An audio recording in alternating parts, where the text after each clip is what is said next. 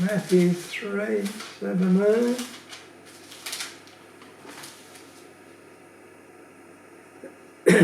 And Jesus, when he was baptized, went up straightway out of the water, and lo, the heavens were opened unto him, and he saw the Spirit of God descending like a dove and lighting upon him. And lo, a voice from heaven saying, This is my beloved Son, in whom I am well pleased. Whom thou lovest? Jesus was God's Son, whom he loved. Matthew 17:5. Matthew. And this is on the Mount of Transfiguration. And then answered Peter and said unto Jesus, Lord, it is good for us to be here. If thou wilt, let us make here 3 tabernacles, one for thee, and one for Moses, and one for Elijah. And while he yet spake, behold, a bright cloud overshadowed them, and behold, a voice out of the cloud which says, This is my beloved Son, in whom I am well pleased. Hear ye him. And so, whom thou lovest. We see the same thing in Mark 1:11 and 9:7 and Luke 3:22 and 9:35.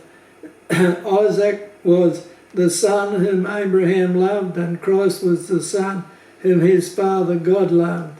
And it says back over in Genesis where they were to go. This is another interesting type here.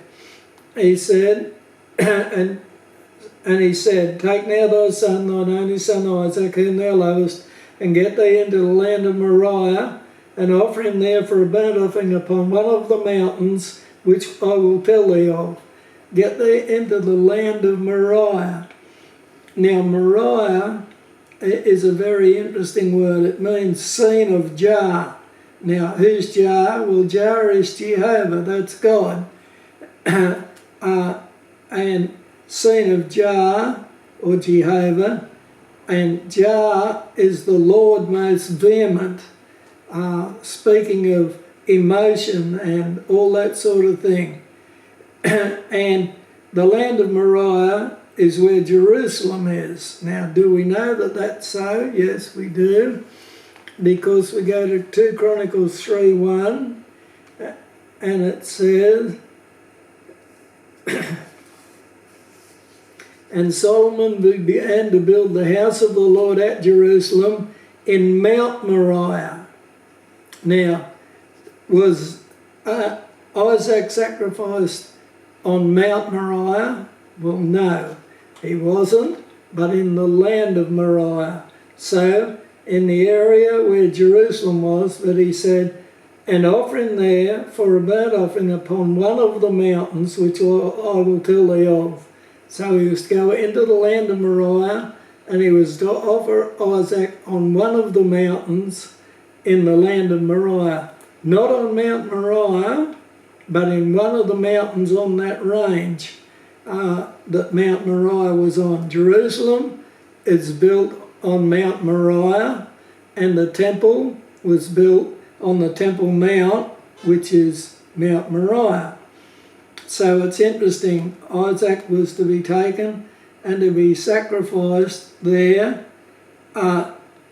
in the land of Moriah, and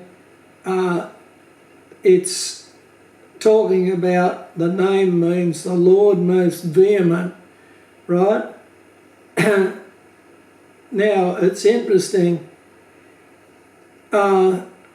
when we come to look at where Christ was crucified, he was crucified in the land of Moriah, on a mount in the land of Moriah, not on the Temple Mount, but outside the city, and he was taken out there and sacrificed. And when we talk about the Lord most vehement, think about it. When Christ was sacrificed on the cross, God looked on Christ. He had taken our sin on himself, and what did God do? he turned his face away from his only begotten, well-beloved Son, as he became our substitute on the cross. Christ cried out, my God, why hast thou forsaken me?" And what was the answer? Well, the answer was that Christ had become sin for us. He had taken our place upon the cross, and he had died for us as our substitute. And so the land of Moriah, where the Lord most vehement looked upon his only begotten Son and turned his face away. Right, and it says, and "Take now thy son, thine only Son, whom thou lovest, and get thee into the land of Moriah, and offer him there for a burnt offering upon one of the mountains that I will tell thee of, and offer him." Now, it's interesting to note that Isaac went with his father, and we say, was he a little boy, or was he maybe a bit older? Well, we know he's fairly grown up, because Abraham took the wood of the burnt offering and laid it upon his son Isaac, and Abraham took the fire in his hand and the knife, and they went both of them together. So Isaac carried the wood for the sacrifice up the mountain. So Isaac wasn't just a little boy by any manner of means. He was probably in his late teens. And it says, "And they came to the place that God had told him of," this is verse 9, "and Abraham built an altar there and laid the wood in order, and bound Isaac his son and laid him on the altar upon the wood." Now, it's interesting, Isaac obviously understood what was intended here, and yet his father bound him and laid him upon the altar upon the wood. And so it would seem that Isaac was perfectly happy to go along with what God had ordered his father to do. And when we come and look at Christ, we see exactly the same thing. Christ offered up himself. If we go to John 10, 15 to 18, and we'll have a look at that. John 10, it says, "And the Father, as the Father knoweth me, even so know I the Father, and I lay down my life for the sheep.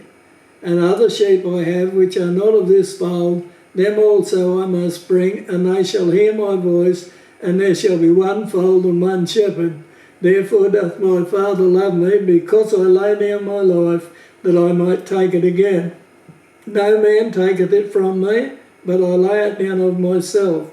I have power to lay it down, and I have power to take it again. This commandment have I received of my Father." Right? Christ voluntarily went to the cross. Hebrews 7:27. Hebrews 7:27.